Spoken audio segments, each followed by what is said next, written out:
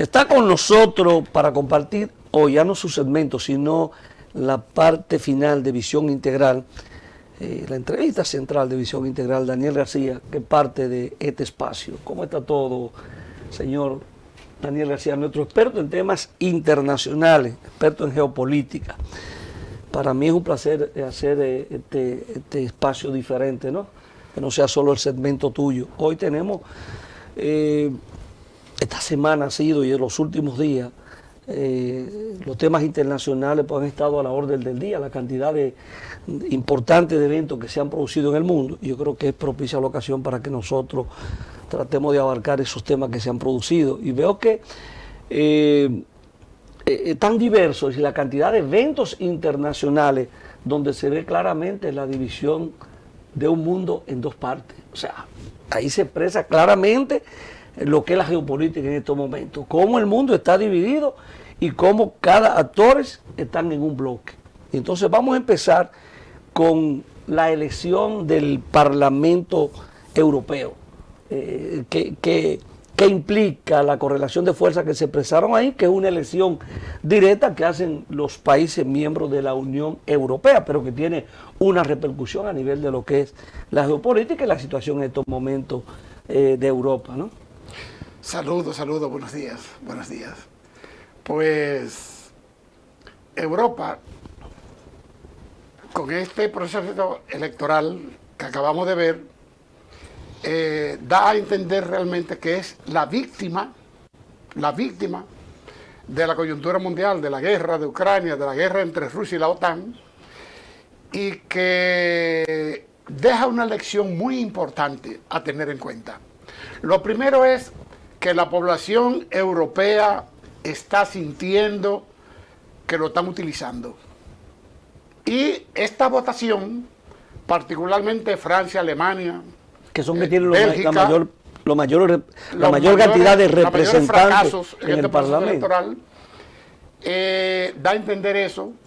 Y aunque no avisora la posibilidad de que en el Parlamento Europeo vaya a haber un cambio radical en la política que sigue la Comisión Europea sobre esta guerra, pero sí da a entender que la población ya está hastiada. El hartazgo lo lleva a un nivel tal de que lo expresan a nivel de las urnas, aunque nosotros esperamos que esto vaya a más, o sea, que la población europea salga a la calle a protestar porque ellos son las víctimas y serán precisamente peores aún si la guerra se incrementa y si lleva a un proceso de tira y recibe entre Rusia y la OTAN, porque las víctimas serán los civiles, es la población europea de abajo. Pero ¿cómo se expresa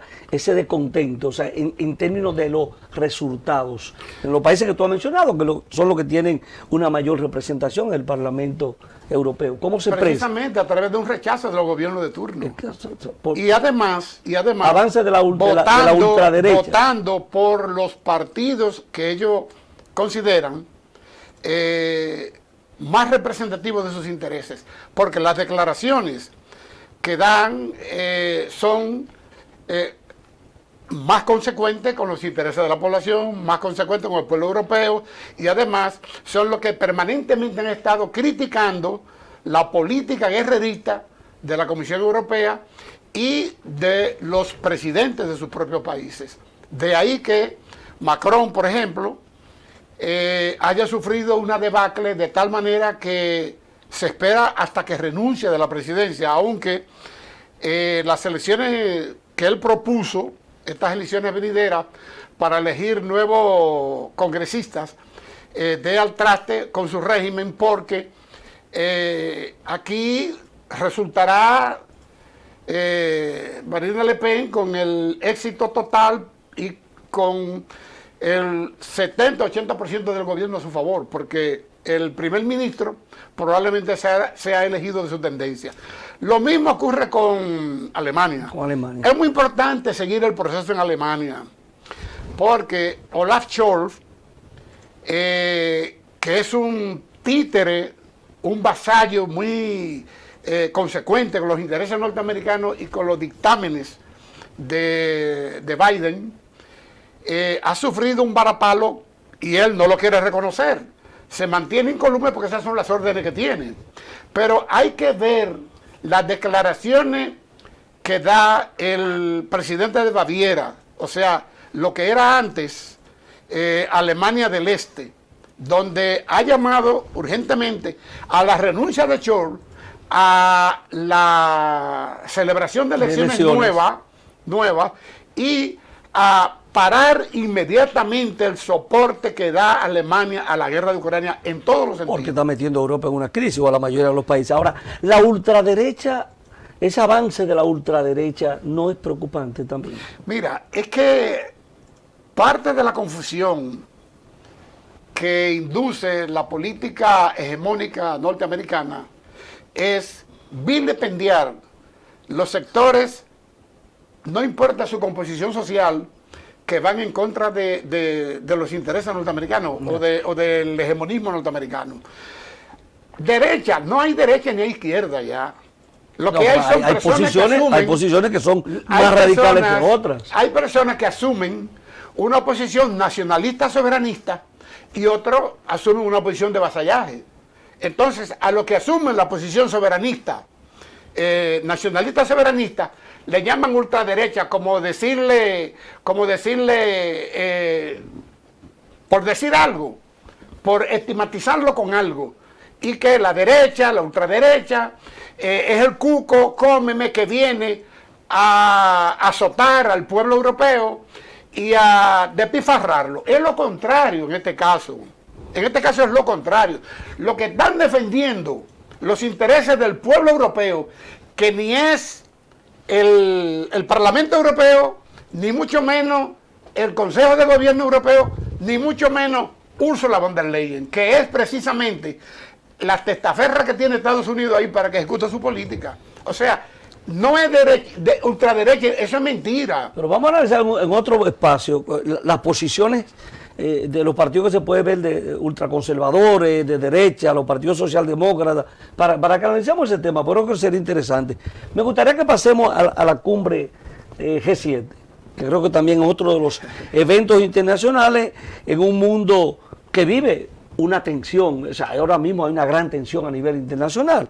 Entonces, es como se han suscitado una serie de eventos coincidentes en estos momentos y cada bloque está celebrando su evento. Hablemos del G7, que se celebró recientemente en Italia, con los 7 países. Supuestamente, con los 7 países que conforman el G7, la economía más desarrollada del Estados Unidos, Gran Bretaña, Italia, Francia, etc. La situación ha sido sintetizada, un eslogan de Alfredo Jalife, ese gran analista internacional, que dijo: la última cena, el G7, la última cena en Italia. De la forma que lo... Sí, la última cena en Italia. ¿Qué quiere dar a entender con eso? El fracaso del G7, en términos absoluto. Eso fue un fracaso, un vacío, una verdadera fiesta de charlatanería, de relajo, de cosas, pero nada que ver con la realidad del mundo hoy.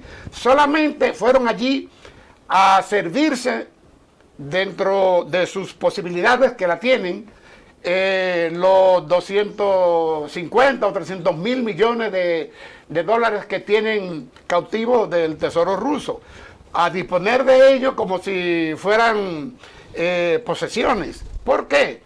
Porque fíjense, lo primero que hay que destacar aquí es que el G7 ya no tiene ese peso económico, ni político, ni demográfico en el mundo.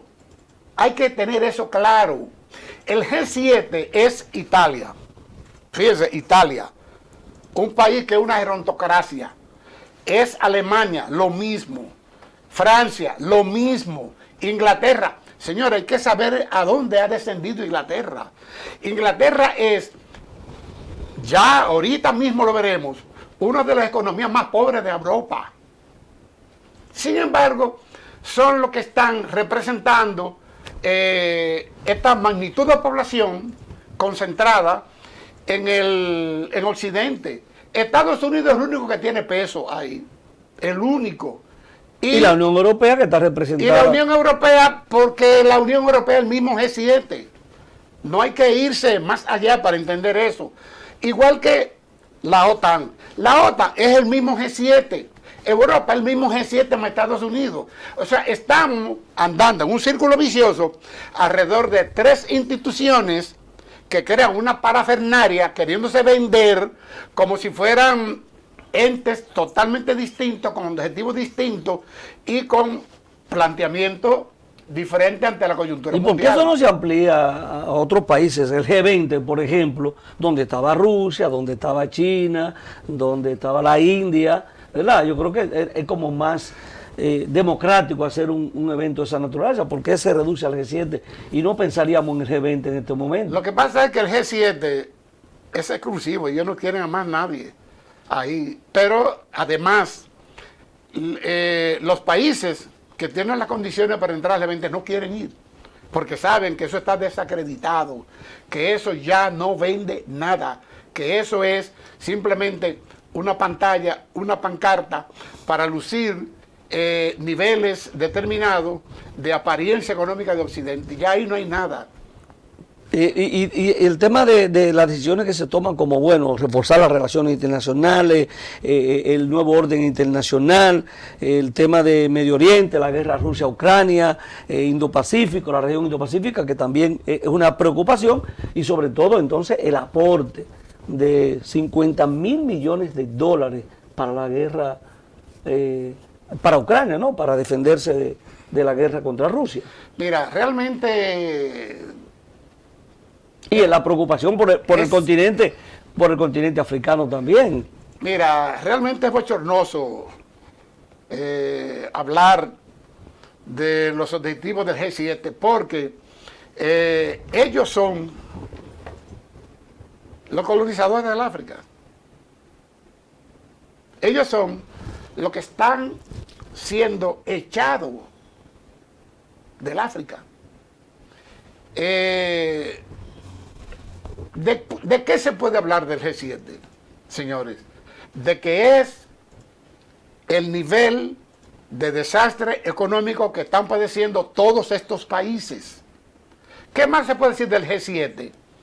Que son una entelequia política que no tiene ninguna influencia ya en el mundo, porque ellos pero no se puede reducir tanto a que no tienen una influencia. O sea, yo digo reducirlo a que no tienen ninguna influencia. Donde está Estados Unidos y donde está la Unión Europea y los países que hemos mencionado, pero tienen algún tipo de incidencia. La economía esa es la otra parte.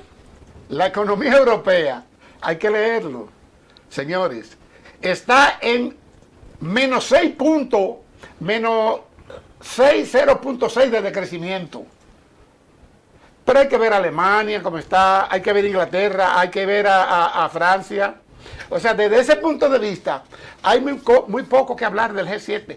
Solamente que van allí a tomar la comisión generada por el dinero ruso para repartírselo entre la élite europea, las instituciones militares norteamericanas y aparentar que ese dinero llega a Ucrania. Ese dinero no llega a Ucrania, se queda en la estructura de la fábrica militar norteamericana.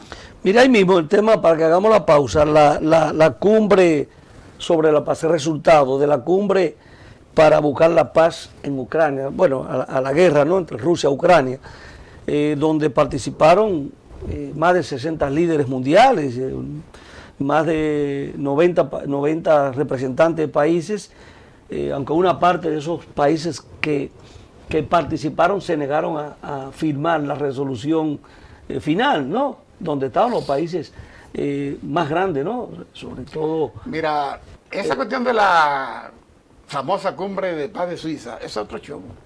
Ahí no hay nada que ahí no hay ningún resultado. Ahí no hay ningún resultado. Es otro show. Ver a Biden haciendo una serie de peripecias como si estuviera buscando fantasmas Eso es todo, ahí no hay nada que hacer. Ahí no hay nada que O sea, hacer. la cumbre no tuvo ningún resultado. Ningún Era resultado. simplemente un espaldarazo, la solidaridad con Ucrania, porque Zelensky al final no queda satisfecho de los resultados de la cumbre, o sea, según sus declaraciones.